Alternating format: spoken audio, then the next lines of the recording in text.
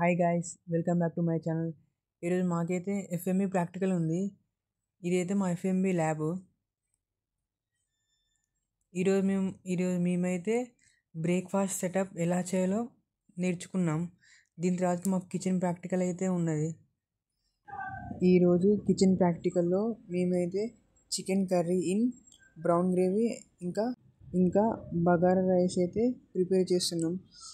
Chicken అయితే ఉడుకుతున్నది, చూడండి guys. మా సిఆర్ అయితే ప్లేట్ని గార్నిషింగ్ చేస్తున్నాడు, చూడండి.